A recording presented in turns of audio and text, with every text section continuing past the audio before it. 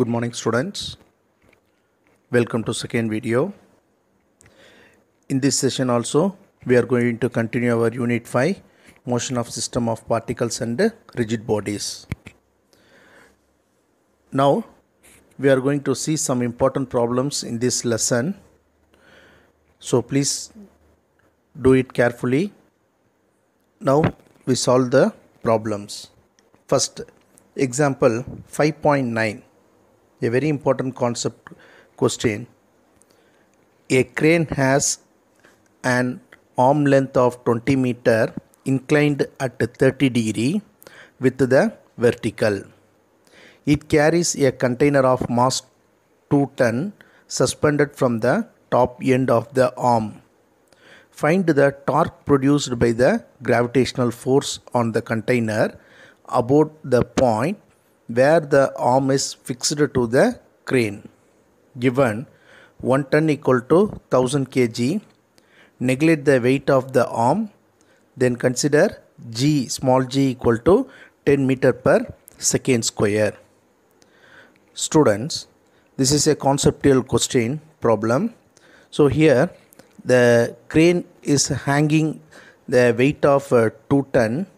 So the length of the string from the end to the pulley is what? Distance r is what? 20 meter. So they given the angle theta equal to 30 degree. From the normal to the angle theta equal to 30 degree. From the diagram you may easily find. So we have to find the torque produced by the gravitational force due to the weight of the container. Now here the angle which is made between the force and the torque, or otherwise the angle between length and the force is nearly 150 degree. So we are going to consider here the theta equal to 150 degree and substitute in the values. First we write the given data. The distance r is represented as 20 meter. The angle of inclined theta equal to 30 degree between the normal to the length 30 degree, and the mass is hanging towards the ground, so nearly what? 2 ton. So in question itself they given 1 ton equal to 1000 kilogram, so 2 ton is converted into kilogram, so 2 into 1000, so nearly we get 2000 kilogram mass. Then acceleration due to gravity small g equal to 10 meter per second square. Using the rough diagram, we are framing the angle between the distance and the force. Using the torque value we know, so the torque is one of the force into perpendicular distance. So angle is considered between the length and the force. So you have to remember this point. Suppose many of you made mistake here. You consider the angle in the given question, but using the concept you have to consider the theta value from the length of the arm r and the force perpendicular to the distance f. Therefore theta equal to 150 degree. Now we substitute the values, what the formula we know. So to find the torque we have to know the formula. What is the formula? Tau is equal to r into f into sine theta. So that is torque represented in magnitude. So since we know to find the force, we from Newton's second law F equal to ma. Here the object is hanging vertically downward, so the acceleration is converted into acceleration due to gravity, and substitute in the formula we get tau is equal to r into mg sine theta. Then substitute the given data, so we get tau equal to 20 into 2000 into 10 into sine 150 degree. So multiple the numericals, we get torque tau is equal to 40,000 into sine 150 degree. Now this sine 150 degree is split into sine 90 degree plus 60 degree. Since we know sine 90 plus theta equal to what? Cos theta, isn't it? So substitute in here, so we get torque tau is equal to 40,000 into cos 60 degree. Also we know cos 60 value is 1 by 2, or simply you can say 0.5 using the logarithmic table, and substitute here, so we get 40,000 into 1 by 2. Simply we cancel each other, so we get nearly torque tau is equal to 20,000 Newton meter, or simply we can say torque produced by the crane by the force is what? Tau is equal to 2 into 10 power 5 Newton meter. Students, next important problem, exam oriented, example 5.13. A cyclist, while neglecting a circular path with speed of 20 meter per second, is found to bend an angle by 30 degree with vertically. So what is the radius of the circular path? Given g is equal to 10 meter per second square. Student, in our theoretical 5-mark question, we studied this concept, a bending of cyclist in curve. So using the final equation, we are going to find what is the radius of the circular path.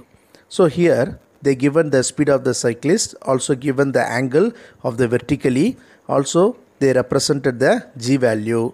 So we have to find the radius. Mention the given data. So given speed of the cyclist v equal to 20 meter per second and angle theta equal to 30 degree, and acceleration due to gravity g equal to 10 meter per second square, and radius r equal to, we have to find. Solution: to find the radius of the circular path, we know the formula from the bending of cyclist curve, tan theta is equal to v square by rg. Since we need only r value, so rearranging the formula, we get r equal to v square by tan theta into g. And substitute the known values here. So we get r equal to 20 square divided by tan 30 degree into 10. Now we know the numerator 20 square. So how can we write 20 into 20 divided by tan 30 degree into 10? Since tan 30 value is what? 1 by root 3, and substitute here. So we get 20 into 20, 400 divided by 1 by root 3 into 10. Or simply we rearrange the denominator, we get 400 into root 3 by 10. Also we know the root 3 value 1.732. Substitute here, we get r equal to 1.732 into 400 divided by 10. So cancel 1 zeros from numerator and denominator. So we get 1.732 into 40 nearly. So the radius of the circular path r equal to 69.28 meter. Students, next important problem, example 5.16, related to our theorems of moment of inertia. Now find the moment of inertia of a disc of mass 3 kg and a radius 50 centimeter about the following axis. 1. Axis passing through the center and perpendicular to the plane of the disc. Second, axis touching the edge and perpendicular to the plane of the disc. And third one, axis passing through the center and lying on the plane of the disc. So using these three conditions, we have to find what is the moment of inertia of the disc. Here they represented mass of the disc and the radius of the disc. So we have to find what is moment of inertia value. First we write the given data. Mass m equal to 3 kg and the radius r equal to 50 centimeter. So here the length is represented in centimeter. So we have to convert it into meter. So 50 centimeter is converted into meter as 50 into 10 power minus 2 meter, or simply we can say 0.5 meter. Then we have to find the moment of inertia for the three following aspects. So see, we know the formula, students. For finding the moment of inertia, what is the formula? I is equal to mr square, isn't it? So mass into distance square is known as moment of inertia. But here they are included in a special cases studied in a ring. Okay, so we have to use the suitable formula.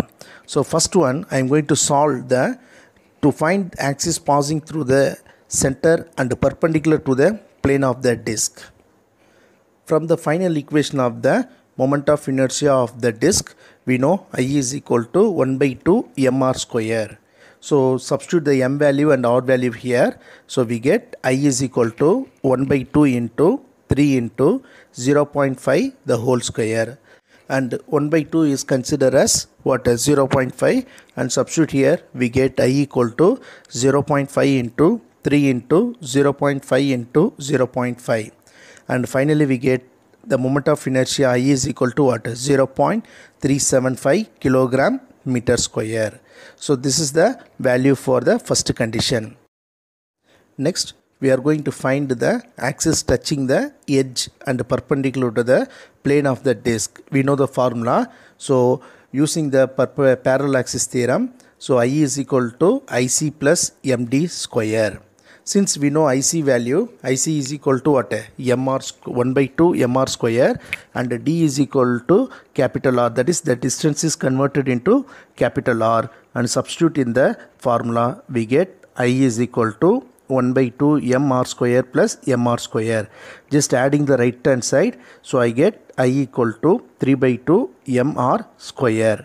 Then you substitute the formula here, so we get I is equal to 3 by 2 into 3 into 0.5 the whole square.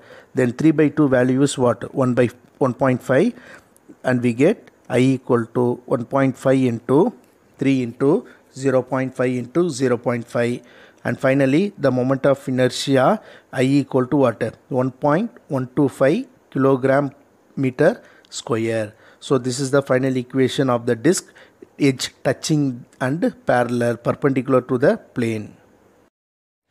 For the last condition, to find the axis passing through the center and lying on the plane of the disc, we know from the perpendicular axis theorem. So what is the formula? IZ equal to IX plus IY.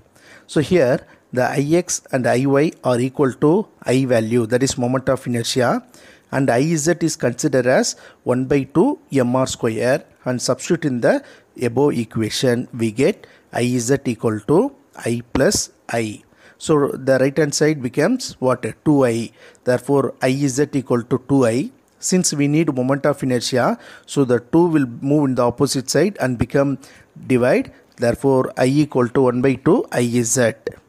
Then substitute the IZ value here, so finally we get I equal to 1 by 2 into 1 by 2 MR square.